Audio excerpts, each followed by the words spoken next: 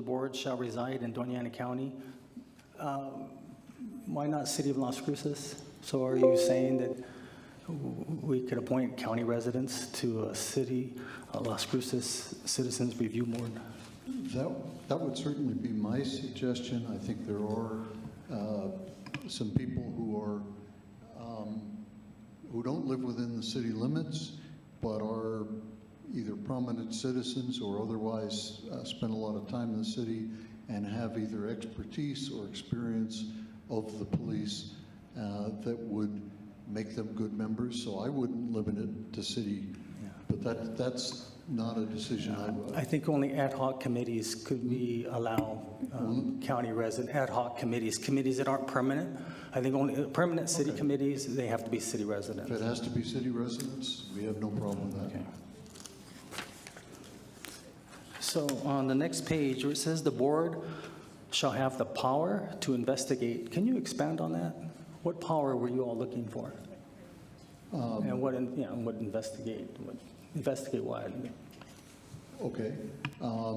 If there would be, let's take an incident that was public and has been resolved as far as I know, and tell me if you don't want me to discuss the Valenzuela. Yeah, you don't have to mention names, just hypothetical, please. Hypothetically, you have a situation that's resulted in somebody's death, and it raises a lot of implications. It may be that the physical actions taken were appropriate under the, first of all, I would hope the board would investigate training and other matters without a specific incident like that and try to improve upon what we have.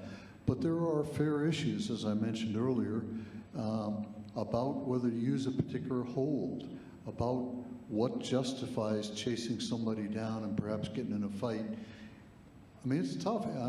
Some of these officers may be put in a position where they're chasing somebody who hasn't done anything all that bad, but the rules say there's a warrant out on him, I got to get him, and all of a sudden there's a fist fight and they kill somebody. And that officer may be a perfect, wonderful person and following the ruls, or he may not be. I'll leave it at that, there are Peter. policy issues. I'll leave it at that so that I can answer these or get these questions answered and then go move on to the public. Okay. One of you said you wouldn't be looking at personnel, and there's a couple things here in item I and J. It says the board shall hold public meetings and shall regularly report to the public on its activities and other policing information it determines to be in the public interest. So I would think that, if there was a situation, it's usually one officer, maybe two, but that's in the public interest. And so how would you not be able to know who that is what I'm trying to get at. Or just the very mere fact of it, I think it discloses who it is. And then it says, the board shall use and establish discipline matrix and guidelines to recommend discipline for outcomes resulting from investigations, complaints filed with the board and or LCPD. I think Councilor Abeyta kind of touched on that a little bit. And I have to concur with her that we don't get involved in that. And so for us to provide that type of authority to a board when us ourselves don't have that, not saying that we need it, that's why we have EFO here and him and his management team. So can you expand on that a little bit? I'll take a look at the provision. I think they should be able to do it. Certainly there should be, or could be, restrictions on publicizing information about specific individuals before the city's made its decision, and perhaps before the courts have. But the investigation ought to begin before that. It doesn't have to all be public. And as I say, in Boulder, they sign confidentiality agreements. Yeah. And what would be covered in that? I'll get to that one in a little bit. Okay. So let's just use a hypothetical. There's a situation that happened. And earlier I thought I heard you say, why does something take so long and you want that information out. Did you say that? Yeah, I said it ought not to take a year and a month and counting to get some statement from somebody about this is all right and here's why, or we're charging this person, or there's no criminal conduct but we're disciplining this person, whatever. Right. Yeah. It's very common for the city to go into protracted litigation that can take 2 to 3 years.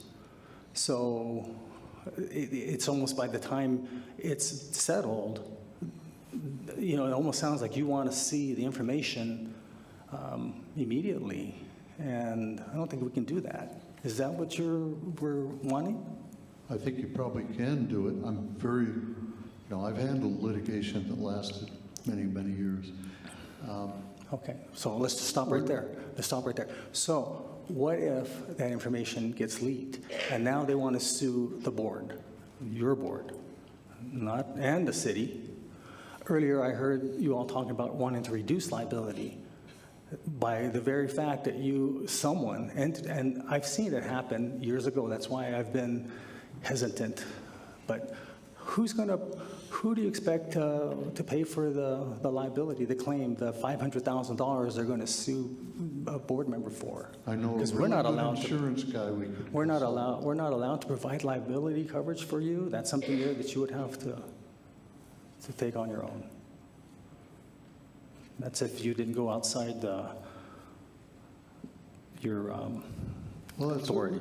That's certainly a reasonable question. If you could not provide liability to the members, I gotta guess that's, I know you're brilliant, but I'm sure that question has been raised in other cities, and I appreciate you bringing it up, and I'll try to find out how it's been solved elsewhere. Yeah, the information that I saw that one of our policy analysts gave, none of them have that authority that you're asking. They're all advisory. They're like, well, these are the recommendations we made, and I don't think they were talking about. But that's okay. Well, this is advisory too.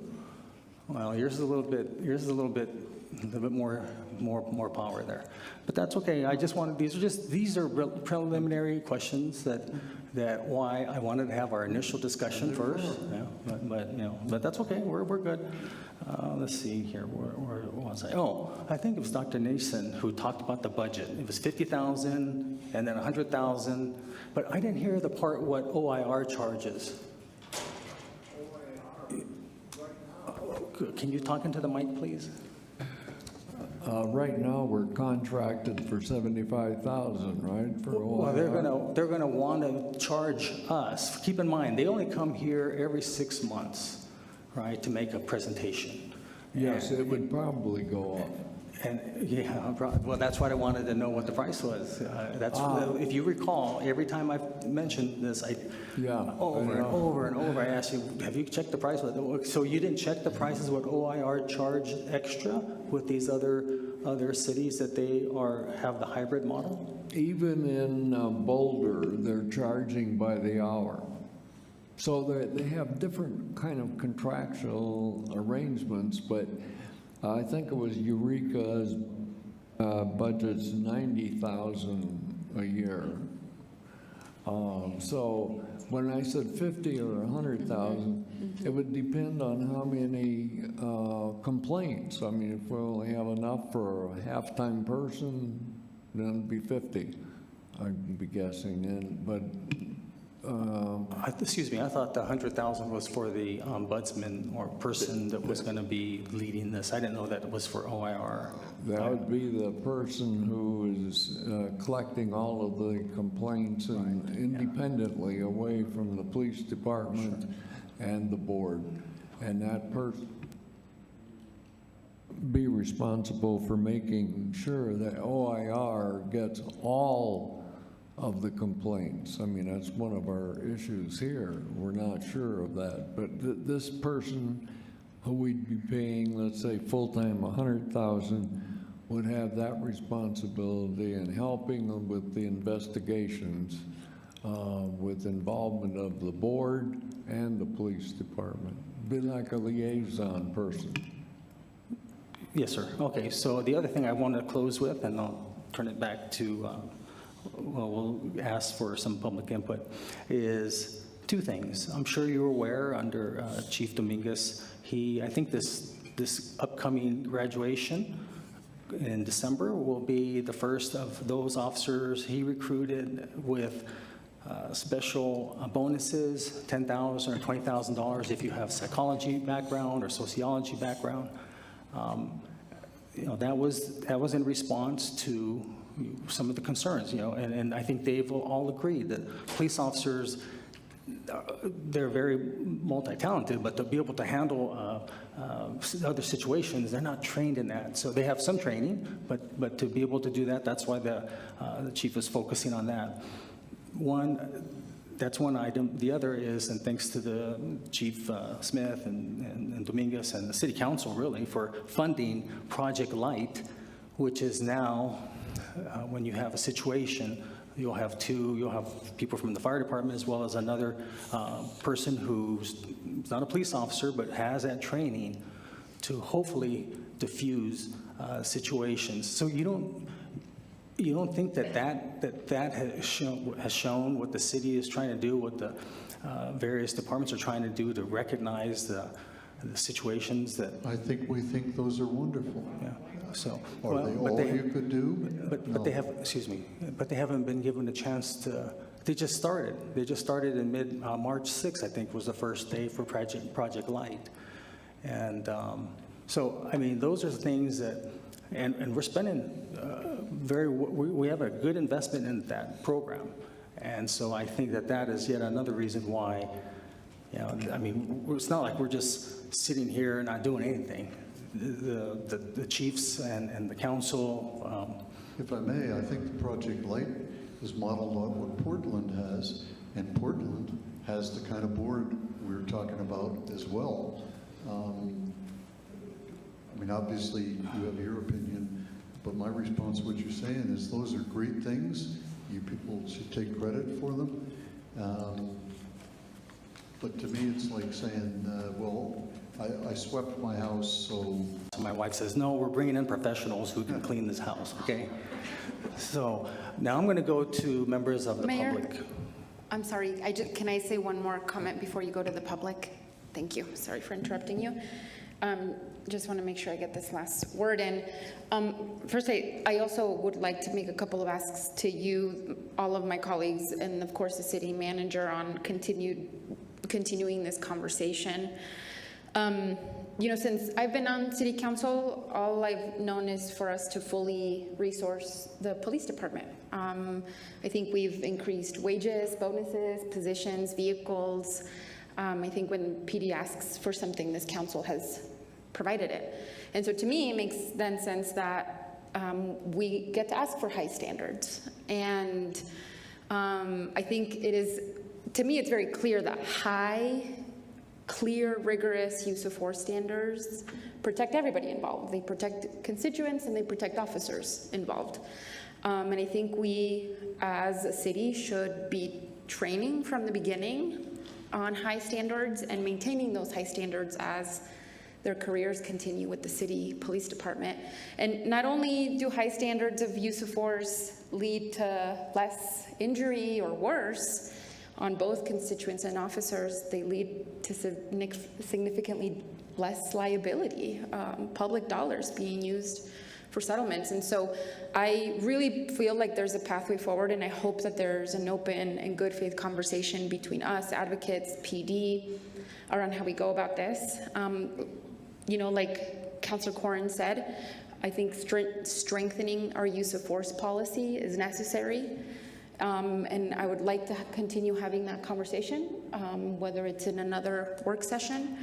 I think often what I hear from advocates is that there is a lack of data and transparency. The public feel often in the dark about whether it's in the immediate aftermath of a use of force incident or in general, what is happening with our police department.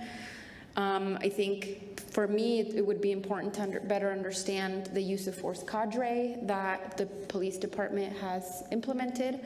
Again, I think while there's obvious things that cannot be shared publicly, I think the more we keep things behind closed doors, the more mistrust ensues. And so I think public-facing departments are important to cultivating public trust. And then, of course, yeah, I agree with you, Mayor. I think Project Light is so new and fresh that we have to give it an opportunity to thrive. But that, again, that's a critical piece of the puzzle, because when there's a fire, we send firefighters. When there's a medical emergency, we send paramedics. When there's a mental health crisis, we should send mental health professionals. And I think Police Chief Dominguez has said that significant amount of calls, more and more, to the 911 system are mental health related. And so I think implementing and investing in alternate solutions is critical, and I hope we continue doing that, and I hope we continue to see that project expand in